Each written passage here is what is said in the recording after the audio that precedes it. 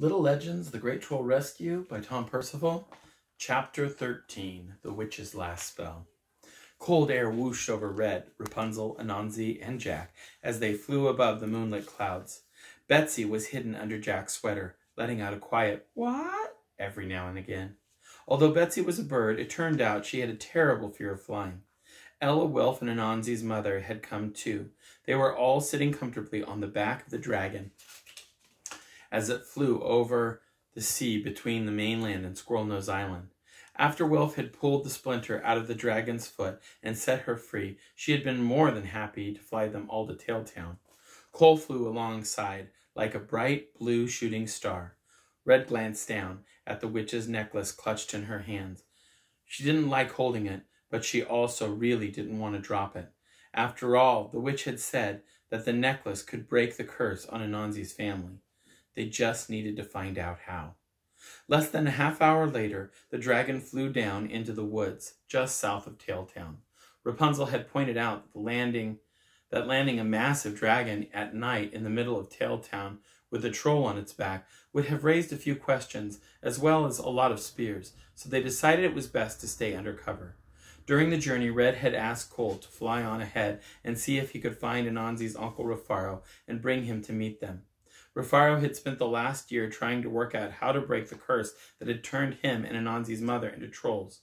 Perhaps he might know what to do with the necklace.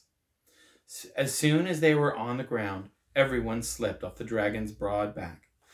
But when Wilf went to climb down, the dragon made such a sad sound that Wilf paused. "You want me to stay?" he asked quietly. The dragon started doing something that seemed very much like purring, although she purred so hard that the ground shook and a nearby tree fell over. Dragons don't really do quiet purring. "Looks like Destiny's taking me elsewhere," Wilf said to Red with a smile. "Okay," replied Red, "but you're welcome to come back any time. I'm sure my dad would be happy to have another woodsman around." "Will do," said Wilf. "And listen, if you ever need help, just send a message and me and Destiny will be there in a flash. Ain't that right, Destiny?" The dragon nodded and nuzzled her huge head into Red, knocking her off her feet before spinning into the sky on her powerful legs. Within seconds, she and Wilf were just a tiny dot against the moon, and then they were gone. Ella looked around the dark forest and said, "So what now?" "Now we wait for Rufaro," said Red, "and hope that he knows how to use this thing." She held up the necklace, being careful not to touch any of the more horrible-looking things on it. "How to use what?" called a deep voice from the undergrowth. Coal burst out from the leaves like a blue firework, followed seconds later by Rufaro. "Ruffy!" shouted Anansi's mom as she rushed forward to hug her brother. There was a booming crash as the two trolls collided. "Idiola!" exclaimed Rufaro, swinging his sister around and knocking down another tree. "It's so good to see you." Then Rufaro caught his nephew's eye. "Hello there, Anansi. What have all of you been up to now?" He looked at the necklace that Red was holding out and frowned. "Where did you get that?" "It's a long story," said Red. "It usually is," replied Rufaro with a grin. "Have you any idea what that thing actually is?" "Well, I know that it belonged to a witch, a really wicked one," said Red. "And I know that she thought it would be powerful enough to break your curse. I heard her say so." Rufaro nodded slowly. "Yes, it's full of dark magic," he said, hesitantly. "Dangerous magic." "But would it work?" interrupted Anansi. "Well," said Rufaro. "Well," Rufaro sighed heavily. "Possibly, yes, but I have no idea what the side effects would be. This sort of magic can all be a bit..." He stopped and placed a heavy hand on Anansi's shoulder.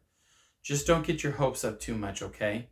"But you'll try it?" asked Anansi, his eyes gleaming. "I'll try it. Now?" "Now," replied Rufaro. "Just give me a moment, and you all..." He gestured to the children. "You all stand back. I have no idea what's going to happen next." Rufaro took the necklace from Red and moved out onto the middle of the clearing. Then he snapped a thin branch off a tree and drew lots of strange magical shapes on the forest floor. How do you know all this stuff? Asked Anansi quietly. Rufaro sighed. You know, I said that when it came to fixing this curse, I'd leave no stone unturned. Anansi nodded. Well, I learned all of this looking under one of those stones, said Rufaro, a particularly nasty stone. Now, Adiola, are you ready? Ready as I'll ever be, said Anansi's mom. She turned to walk toward her brother. Then she stopped and ran back toward Anansi, gathering him up in her arms.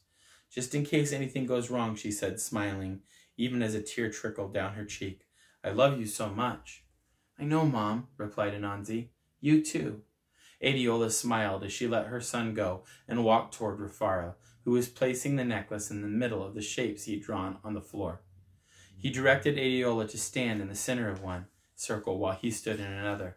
His face was pale and tight as he muttered a few words under his breath. For a moment, nothing happened.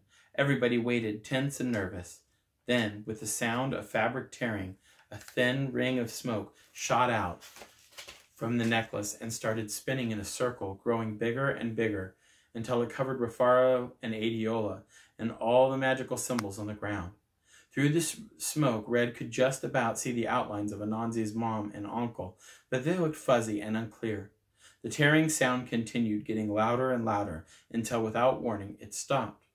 The cloud of smoke was swiftly sucked back into the necklace, which flared with a black light and vanished, leaving behind nothing but a small cloud of cold blue mist and two very surprised-looking people wearing clothes that were far too big for them.